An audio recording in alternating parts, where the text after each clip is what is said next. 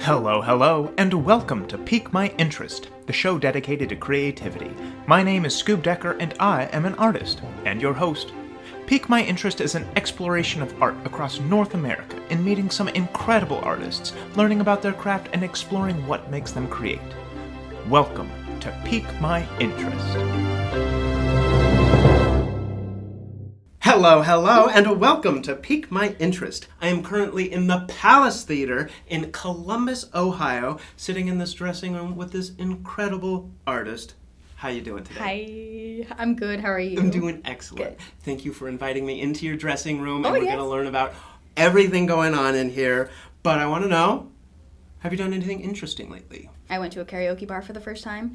That was really cool. Yes, and I sang a song, and it was so lovely. It sounds so crazy because I'm a singer, right? We put so much pressure on ourselves to be good and on pitch. And you know what I mean? Like, everything's a performance. But showing up to this karaoke bar and seeing all these people just having a blast, that was so fun for me to just experience and not feel any pressure when it came to singing. It was so cool. So that was interesting for me. Fantastic. Well, tell us a little bit about you. What is your name and where are you from? I'm Alize Cruz, and I'm from Las Vegas. And you said you're a singer. Please pique our interest. Yes. What is your craft? I am in musical theater. I'm currently on the national tour of Six the Musical as Katherine Howard. Kate Howard! Kate Howard! In the house! Yes. As you can see, we have our costume here.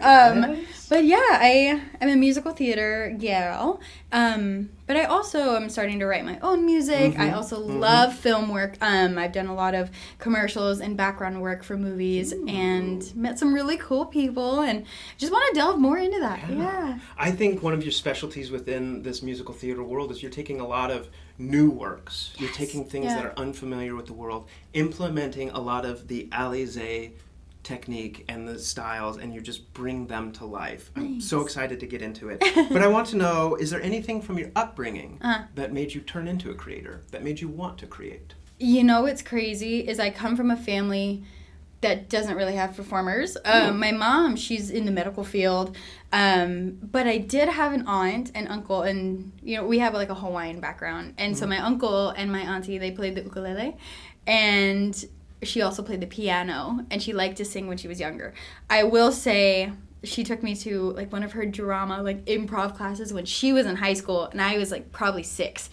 And I thought it was the coolest thing that these people were just making things up on the spot.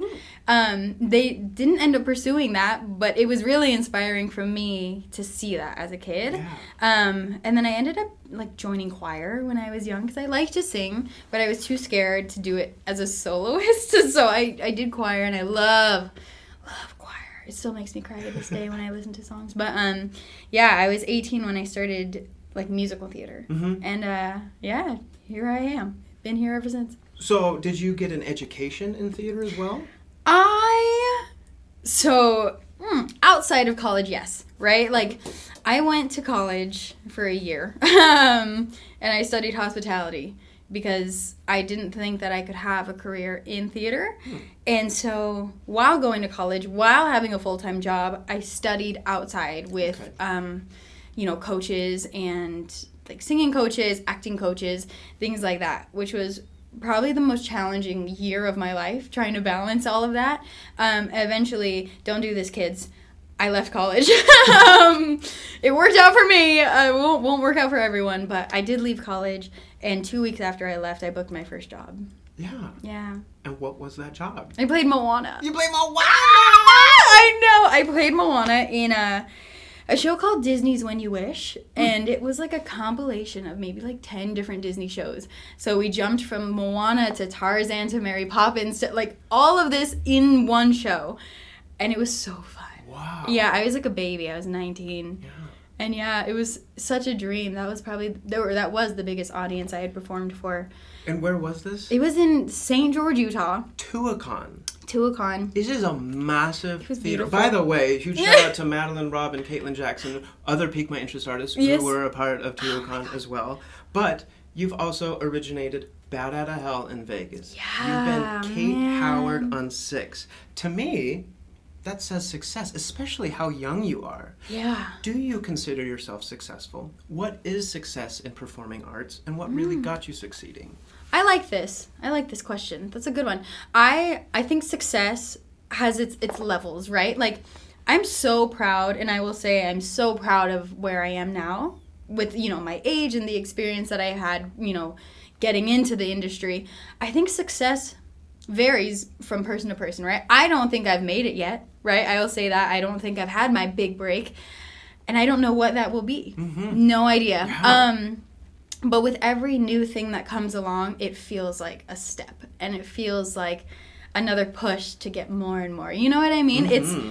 So I feel successful where I am now. I'm so happy with where I am. Something I told my little brother. So he owns a t-shirt company, or a sweater company, a clothing company, and he's quite young. And something I told him is to, like, never feel like you don't have enough, right? Because if you always strive for more and more and more, you're never going to be happy with what you have now. Does that make sense? Yeah. If that, you know what I mean? So for me, I kind of feel the same way. I'm always going to be so proud of where I am.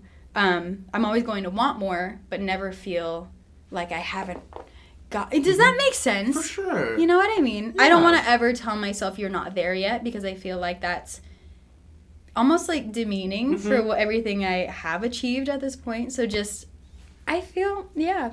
Yeah, it's almost like just climbing the ladder of, say, success. Yeah. And the best thing you can do is either just love the step that you're on right now, and then just look forward to the next step. There you go. The only thing you can't do is look down. Exactly. And you can't fall off. Yeah. So I love that. I absolutely love that. I like how you put that. Oh, thank you. Yeah. Because if you keep reaching and reaching and reaching and not feeling like you've ever made it, you're never going to be happy with what you have and what you have achieved, you know? Yeah. I like the ladder. That's good. I'm going to use that. We talked a little bit about Moana. Let's get into Bat Out of Hell. Okay. What was that badass creation process like? Nuts. It was... I trained in musical, like, very musical theater, Disney princessy, contemporary musical theater. That's what I vocally trained for growing up. And I did Bat Out of Hell when I was 22 going 23. And I had never sung rock or anything really that wasn't musical theater. So that was challenging. And my opposite is a rock singer. Like, he's nuts. So I was like, oh my God, what am I? You know, I just felt so not worthy of that role to start. It was a really hard learning curve for me, but it was so fun, so rockin'. And I got to play this really eccentric character that was so different from Moana. She's like, you know, she's a young girl, but she's also very rock and roll inside. And so to be able to unleash that just like fire was so exciting.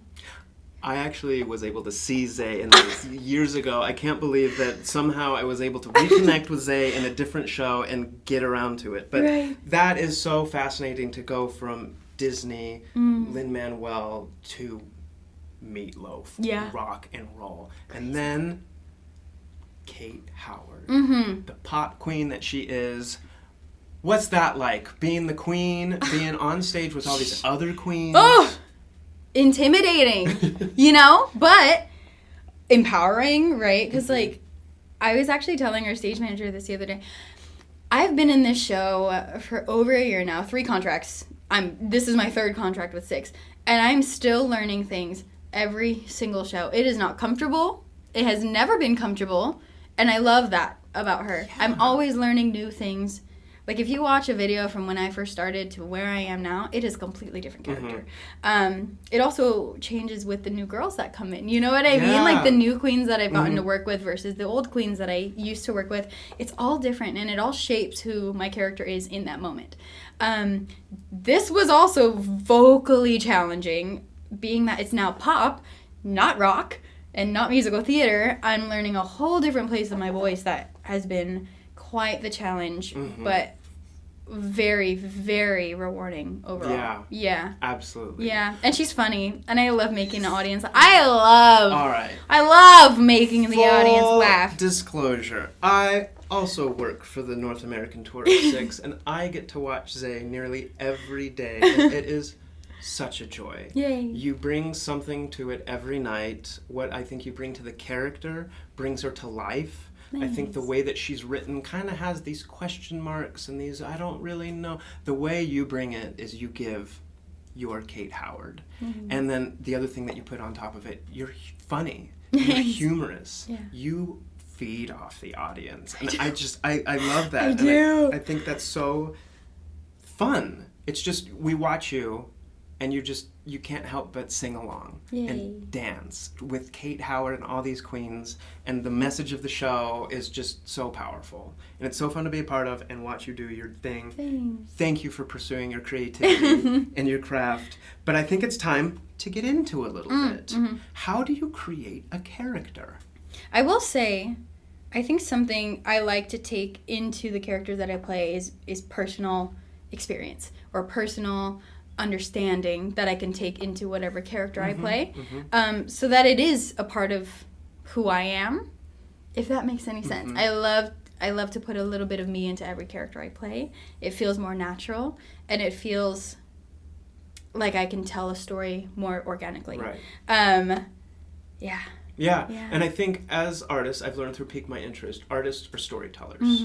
And in the world of storytelling and theater, it sometimes gets lost. You're often telling somebody else's story. But while you're out there, we can see Alize's performance through Kate Howard. I think that's so powerful.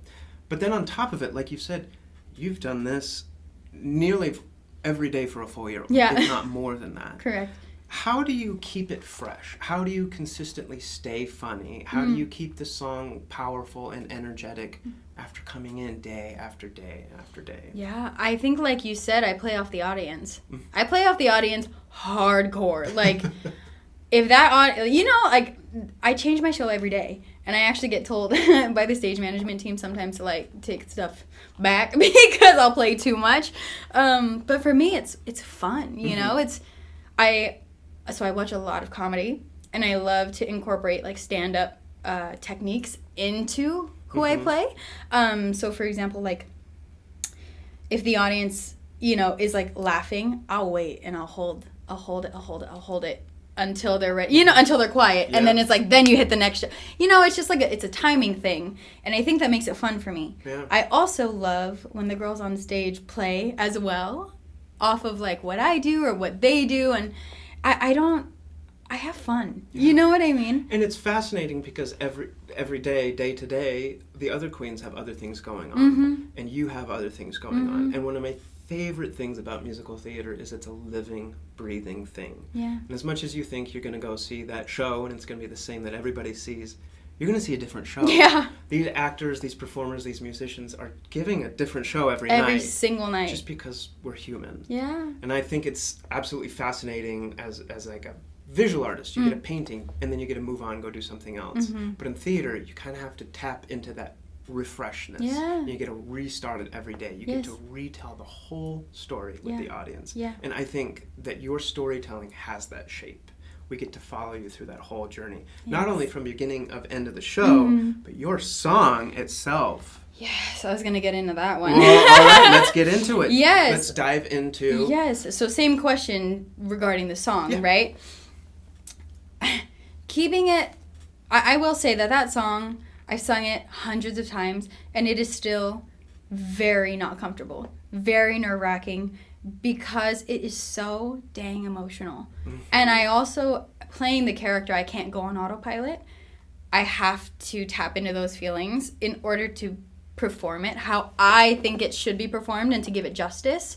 And so every night, it's so weird. Like, I have the words on autopilot. I have the, everything's on autopilot except the feelings behind it.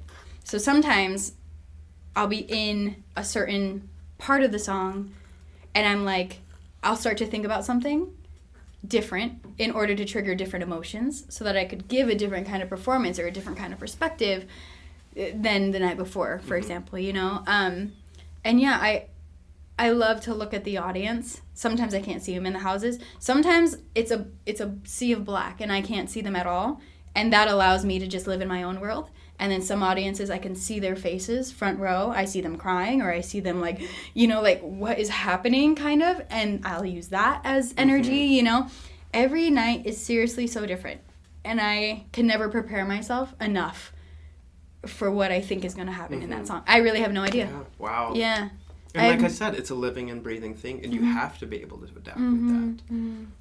I think that your performing skills throughout the whole show and then the song as Kate Howard is just beautiful. But then you realize you're also doing backup singing for all the other queens. Yes. You're also doing backup dancing. Yes. And not only just pop, but you're doing soul stuff. You're doing some punk rock stuff. How fun is it to kind of incorporate all these different styles into one show and then have your highlight moment and then just rock out with these queens? It's so fun. Yeah. You know, I will say, I'm going to be completely transparent and honest right now. We're in a show where it's based on a competition, right? And it feels like that sometimes on stage when everyone, like, at least for me, when I would get in when I first started, I was so nervous to do my song. First of all, it's almost an 8-minute song. There's a lot of journey that goes in with it. But I'm also after, like, 4 incredible performers. You know what I mean? I would get so freaking nervous to, like, do that song. Now I'm at the point where I'm like, you know what? It's not that. It's not that at all. Don't be so hard on yourself. And just enjoy each song with the queens. And third contract in, I think I'm finally there. And, you know, now it is so fun to just see all of them in their element. You know, I love making eye contact with every single person when they're doing their own specific songs. And just seeing the story that they're telling to the audience is so freaking special. Yeah. I love when Cleaves goes on and, like, people go nuts for Cleaves. You know, it's just so fun to be behind all these powerful women that are telling a story that is resonating with so many people. Captain Zay comes in and you take the audience's breath away. You literally do. They have no idea what's coming. And then you just have this moment where you literally go, yeah. And about half of the time, the audience they don't know what to do. They don't. And then you have a joke that you have to say before the crowd just erupts. Yes, that used to hurt my feelings. I can imagine. I'm so mad. I used to get mad. I used to, like, want to go in there and start clapping for you. Yeah, no. I actually like when they don't, because it shows me that they're, like, there with me. It. Yeah. Absolutely. But some people I've realized, and I've had to be told, you know, before by directors, that sometimes people just don't know what to do. So, like, it'll be silent, and then one person will start clapping because they don't know what to do. And then everyone else will start. So I've just learned to take whatever comes and just know it worked. You know what I mean? Whatever comes, the song went well, and it worked. And yes, we have to deliver a comedic line right after. But that's which I the love. power of Zay. She can do that with her creativity. Her art form literally takes away 2,000 to 5,000 breaths away. But on top of this, I want to highlight the costume behind you. What on earth are you wearing? These things are massive. They're heavy. Oh my God, You're I know. dancing through these. Yes, no, literally. This show is different because you also have a handheld mic that you're singing into. Yes, correct. Yeah, no, these are literal, like, vinyl. And when you see, like, the corsets on us, they are corsets. They are tight on the sides. This is, like, I have the nice one because it's, like, a little elastic, you know what I mean? But not very giving, if I'm honest. No, it's incredible, and it's forces me to sit up straight. I'll tell you that. How was this there? Okay. Yeah, it forces me to sit up straight. I didn't realize Kay Howard's costume is so revealing, and I don't see that until I see, like, my costume along everyone else's, and I'm just like, oh my God. There was one time I forgot, like, okay, so we wear 3 tights. We wear our nude tights, and then we wear our small fishnets, and then our bedazzled fishnets.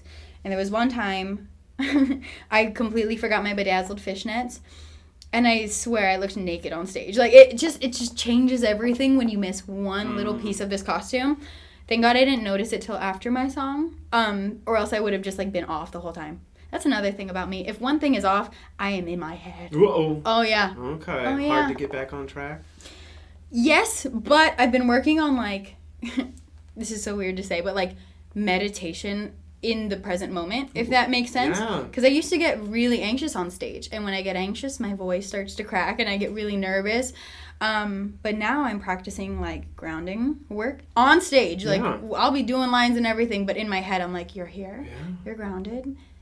We're here. You know, like, it's okay. And yeah. Yeah, I love that. Sorry, I veered off from the costume. Oh, no, you're fine. We've gone through like 4 different questions while going on tangents. I love the fact that you're able to adapt and change with the show as it's going, rather than putting your foot down and saying, like, we need to get this back on track. It's like, no, as I've said before, it's a living and breathing thing. You also are working with 4 other musicians. You're working with 5 other queens to try and get this story told. I absolutely, I love that.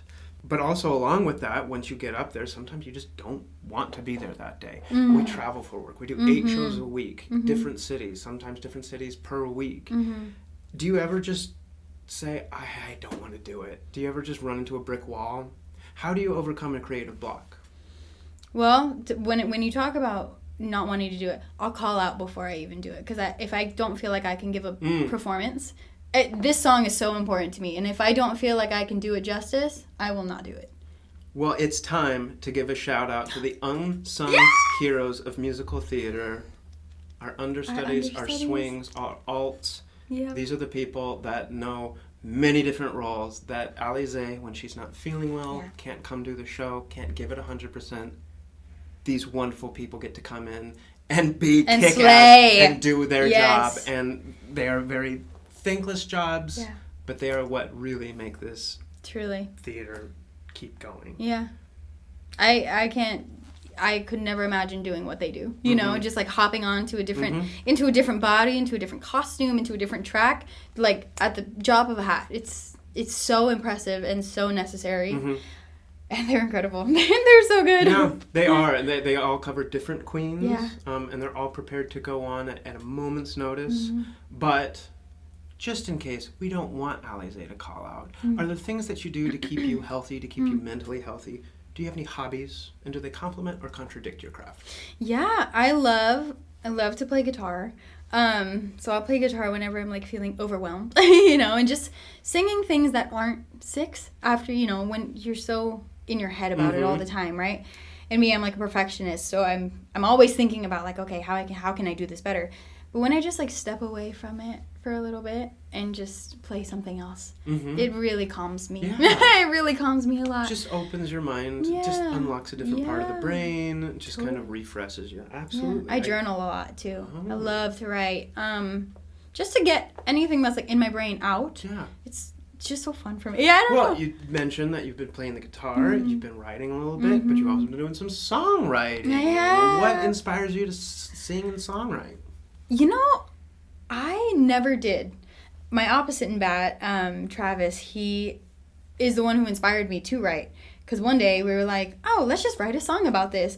And it just like flowed. And I was like, whoa, this is kind of fun. Like, wait, this is kind of fun. And so since then, it's like, it's so weird because how I write is not like, I'm going to sit down and I'm going to write this much and that's it.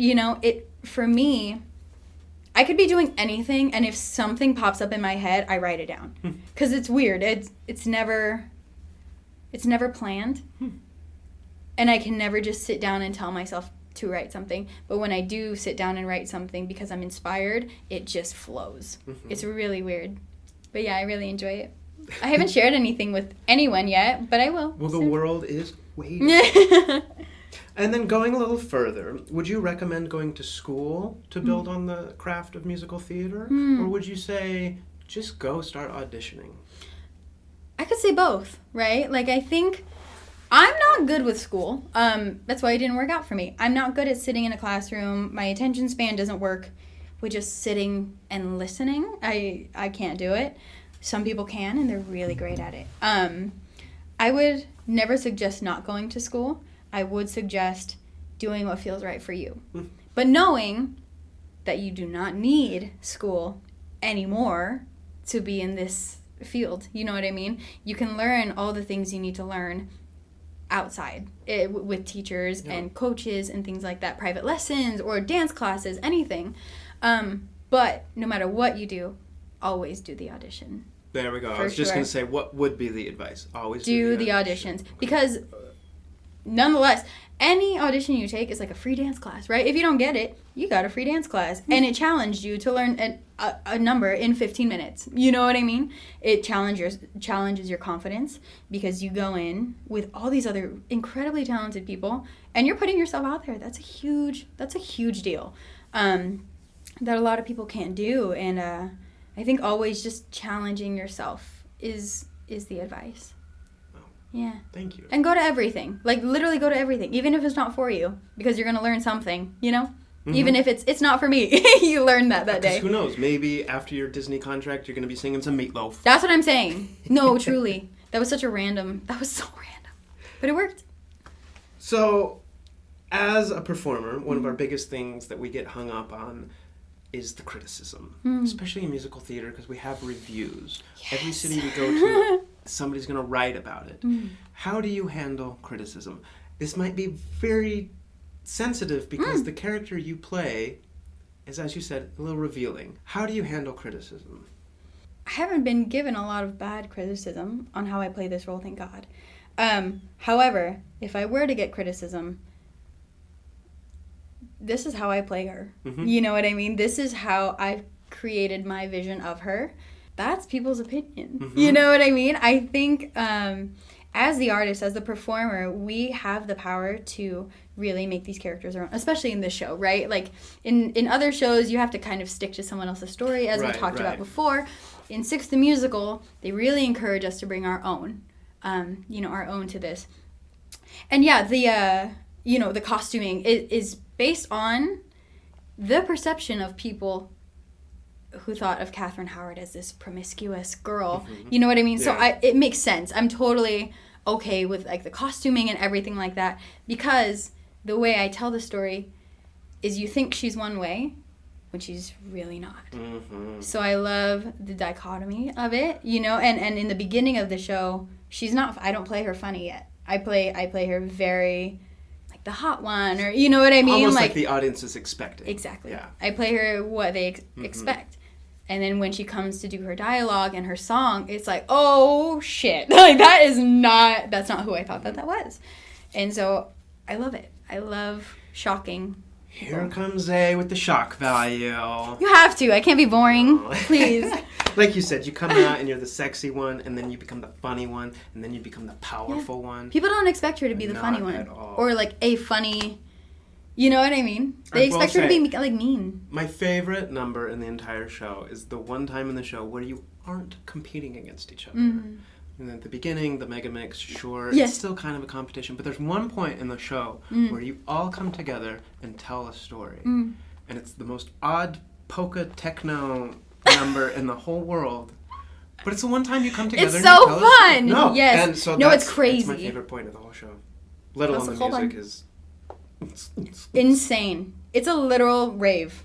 Are there any misconceptions about your craft? Maybe not necessarily Six, but is there anything you want to clear the air about touring? We really haven't even talked about the lifestyle of touring. What is it like being on the road all the time? It was hard at first, I think.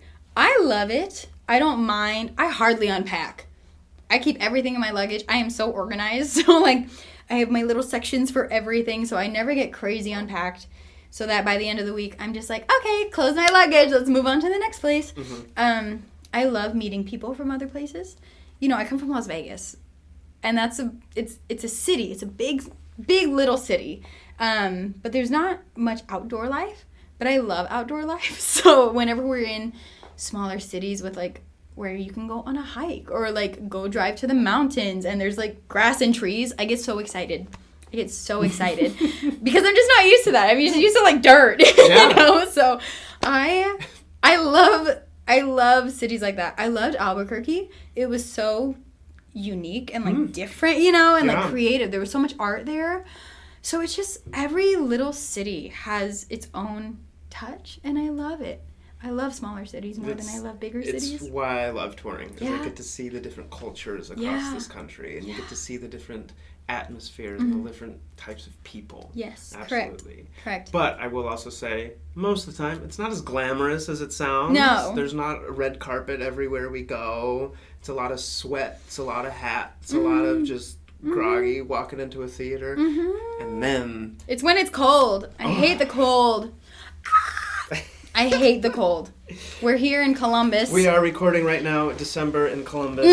And I hate it. Okay, Vegas, calm down. What's next for the world of Zay? What's next? Do you have any big plans coming up? Nope. Just a hope and a prayer, you know. I really am trying to get into more film. Okay. All right.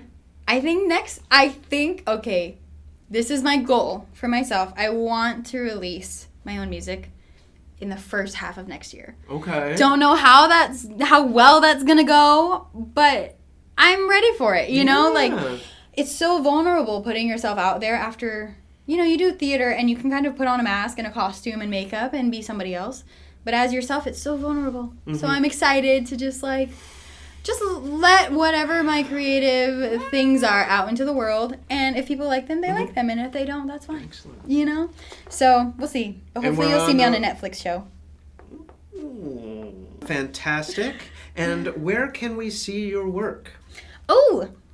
So I'm on YouTube, Alize Cruz. I'm on Facebook. I have an artist page on Facebook that's under Alize Cruz as well. I'm on Instagram, Alize so ALIZE KE Aloha. That's my Instagram. That's also my TikTok. Right. TikTok is for my craziness. So, you know, we never know what the algorithm is going to pick up. And unfortunately, my TikTok is like the things that I'm not serious on at all. And they get millions of views. And then I post my music on TikTok and it's just like, but that's okay. Because we never know. That's so, you know, if you want funny things, go to my TikTok. If you want creative things, go to my Instagram and YouTube. I can't thank you enough for joining me and piquing my interest. Is there anything else you'd like to say before we wrap up? I liked that. And piquing my interest. That was so clever. That was such a good play on words. No, thank you for having me. No, this was really fun to chat absolutely. about my whole journey. Yeah, I'm just finally glad this has been postponed like 6-9 times. No, I know. Since the last contract. Oh my gosh. But I do like to end with one last question. If you could excel at any other craft other than your own, or songwriting, or guitar playing. Okay. What would you want to do? Painting. Painting? Yeah. What kind of painting? I don't know. Not watercolor. Something more vivid than that. Ooh. I used to paint a lot when I was younger and like draw, and I just don't do that anymore. Do you like small or large scale? I've never done a large scale, but I wish I was good at that. You know what I mean? Right. I love something that you can just turn music on and like just hone in on something, you know? And I think that would be really fun. I don't know what kind of painting. I just wish I was good at it. Well, there's always time to practice. Honestly, yes. And I always love to see performing artists dabble into the visual arts and maybe come up with some unique performance out of it. Yeah. Who knows? Who knows? And thank you to all my peakers out there. Please let me know if you know of any special or unique artists or art forms you think I should explore. I'm currently in Columbus, Ohio, and can't wait to see where Pique My Interest takes me next. Remember, creativity comes from the heart. Push yourselves. Be kind to each other. I'm Scoob Decker, and thank you for helping me pique my interest. Thank you.